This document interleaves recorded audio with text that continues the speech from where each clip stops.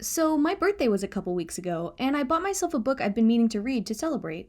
I bought Women, Race, and Class by Angela Davis, a really important and famous staple of leftist theory. It was my first Davis book, and it certainly won't be my last. And when I started researching more of her work on prison abolition specifically, one quote in particular stood out to me. The prison therefore functions ideologically as an abstract site into which undesirables are deposited, relieving us of the responsibility of thinking about the real issues afflicting those communities from which prisoners are drawn in such disproportionate numbers. This is the ideological work that the prison performs. It relieves us of the responsibility of seriously engaging with the problems of our society, especially those produced by racism and, increasingly, global capitalism. There is nothing to argue with here. I agree with her. But it got me thinking about how, or if, a message like this one could enter America's cultural diet. Then I started thinking about metaphors, and then I started thinking about hidden meanings, and movies, and TV shows. And then it hit me. The Good Place.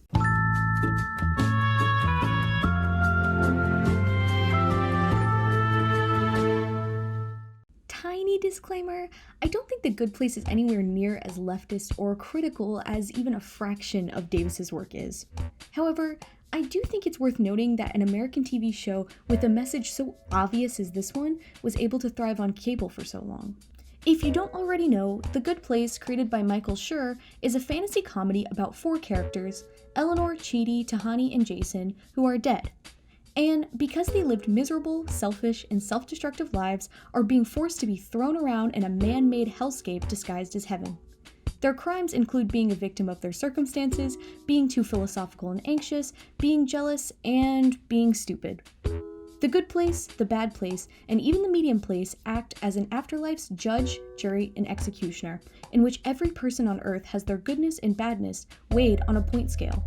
Eleanor and Jason believe they're in the good place due to a system error, while Tahani and Chidi believe they're in the good place because of their respective roles in society.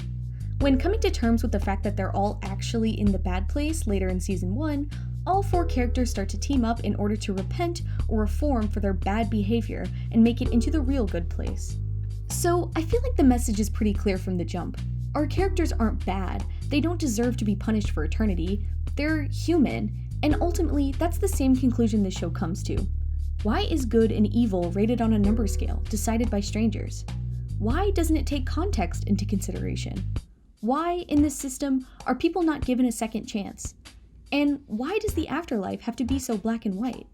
And it's not just the fact that these questions can be answered and applied to the prison industrial complex, but the fact that most of this show is dedicated to asking them and challenging the system that viscerally and violently oppresses those who did not choose to be there. James Poniewozik relays this point in a critique titled How the Good Place Became an Antihero Antidote. The most refreshing thing about The Good Place in an era of artistic bleakness is its optimism about human nature. It's made humane and side-splittingly entertainment television out of the notion that people, and even the occasional immortal demon, are redeemable. In The Good Place, morality is not something you have, it's something you do. It's a muscle that requires exercise. The show shares with dramas like Breaking Bad the belief that being good is hard, but it doesn't believe that being good is futile. And that's exactly right. The Good Place shows us that in a society run by overexploitation, barrages of information, and the stress of individualism, it is really difficult to follow the utilitarian rule of being objectively good, but it is really easy to incidentally feed into a system that is objectively bad. Take a look at this scene in particular. Life now is so complicated. It's impossible for anyone to be good enough for the good place. These days, just buying a tomato at a grocery store means that you are unwittingly supporting toxic pesticides, exploiting labor, contributing to global warming. Humans think that they're making one choice, but they're actually making dozens of choices they don't even know they're making. Without actively saying it, the show is telling us there is no ethical consumption under capitalism. A tomato is not just a tomato. It's an item far alienated from its exploited labor. The product of labor is labor which has been embodied in an object and turned into a physical thing. This product is an objectification of labor. So much does the performance of work appear as devaluation that the work is devalued to the point of starvation. Labor itself becomes an object. The more objects the worker produces, the fewer he can possess, and the more he falls under the domination of his product, of capital. It belongs to another. It is the loss of his self. Okay, I'm getting a little too far ahead of myself, but do you see my point? This show is screaming these familiar leftist ideas. The system is broken, and fixing it is an act of humanity. We can create a place that may be able to return to the simplicity of utilitarianism. If anything in this show is clear, it's an unquestionable indication of the good guys and the bad guys, and what's even clearer are the roles that they play. The demons, architects, and just general good place, bad place staff represent any oppressive system. And our underdog main cast of 4 could be unions, prisoners, or even just regular plainclothes citizens. With any of these assumptions, we can begin to understand a much deeper meaning than just being good is hard and everyone is trying their best. In the end, because The Good Place at its core is an offbeat, optimistic TV show, our underdogs do reform the system, life becomes a study guide, and the afterlife is a test of your good nature. This shows us what strength in numbers can really do. Thanks for watching. Haha, psych! I tricked you. Did you really think I was going to end it like that? No. This show's final season has got some real explaining to do. Why the fork did they become part of the very system they sought to destroy? Why did they become the judge, jury, and executioner? Didn't we already learn that that wasn't fair? Or did we just discard that because, oh, well, these characters are good. We know these characters. We know that they'll make the right decision. Literally not the point. What?